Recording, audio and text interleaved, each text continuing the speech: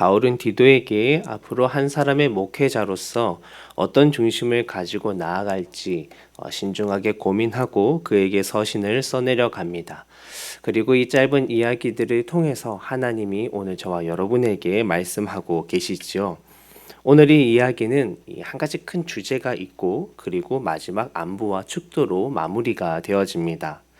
1절부터 시작되는 이 11절까지의 말씀을 하나의 주제로 요약을 해보자면 믿음 안에 조화로운 삶을 살아가는 것, 이렇게 요약을 해보았습니다.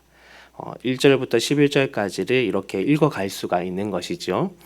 처음에 나타나는 앞부분 이야기는 이 땅에서 우리가 어떻게 살아갈지에 대한 이야기고, 또 마지막 부분에 나오는 이야기는 성도로서 우리가 어떻게 살아가야 할지에 대해서 나타납니다.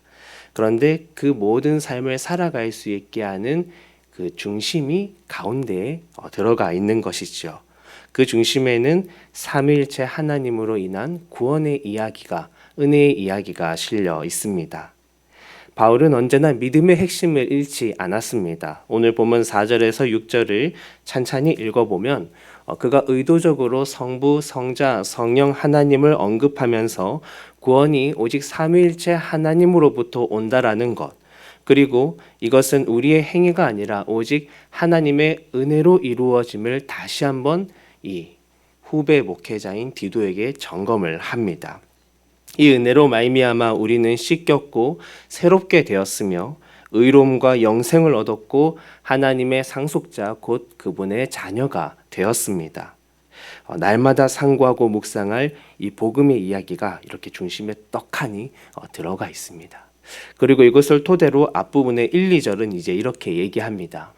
너는 그들로 하여금 통치자들과 권세 잡은 자들에게 복종하며 순종하며 모든 선한 일 행하기를 준비하게 하며 아무도 비방하지 말며 다투지 말며 관용하며 범사의 온유함을 모든 사람에게 나타낼 것을 기억하게 하라.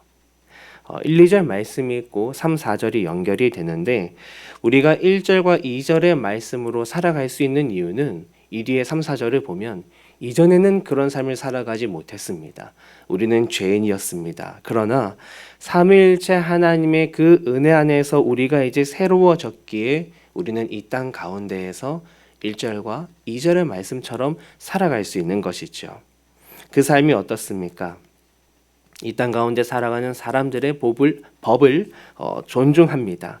그것을 지키고 또 믿지 않는 이들을 향해 도움의 손길을 언제나 베풉니다. 그들을 향해 무례하지 않고 언제나 겸손과 온유로 나아가라고 말하고 있죠. 언제나 하나님은 우리에게 이 땅 가운데로 들어가라고 하십니다. 우리가 은혜를 받고 하나님의 사랑을 받았으면 그것을 가지고 이제 우리는 늘 이 땅 가운데 믿지 않는 이들 사이로 들어가는 것입니다.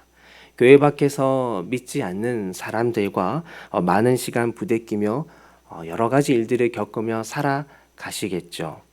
그 안에서 늘 주님이 허락하신 새로운 모습으로 살아가기 위해 부단히 애쓰는 여러분에게 언제나 하나님의 지혜와 능력이 있기를 간절히 소망합니다.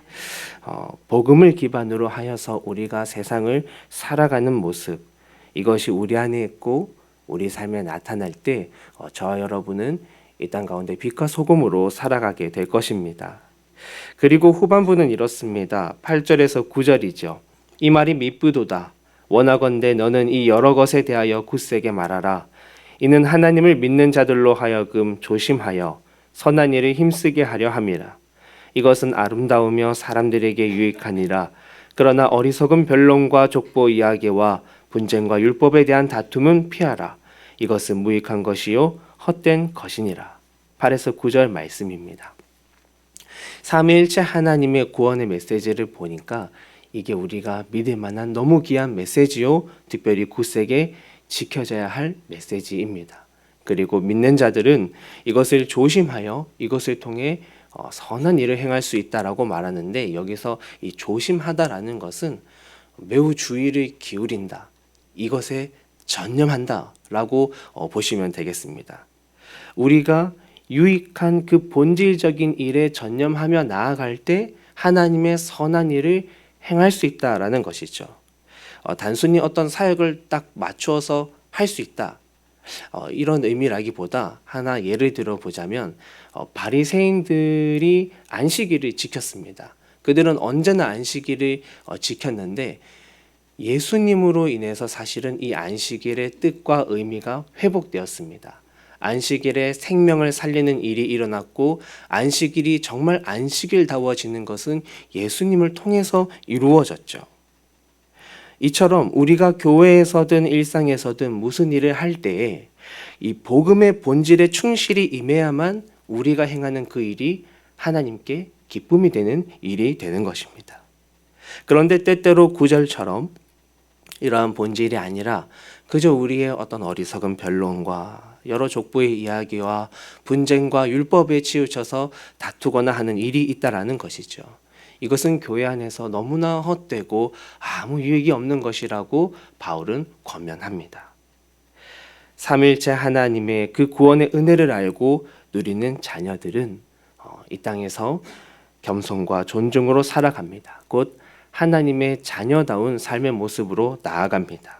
그리고 교회 안에서는 헛된 다툼이나 분열에 빠지는 것이 아니라 오직 복음의 본질에 따라서 우리에게 주어진 선한 사역을 행합니다.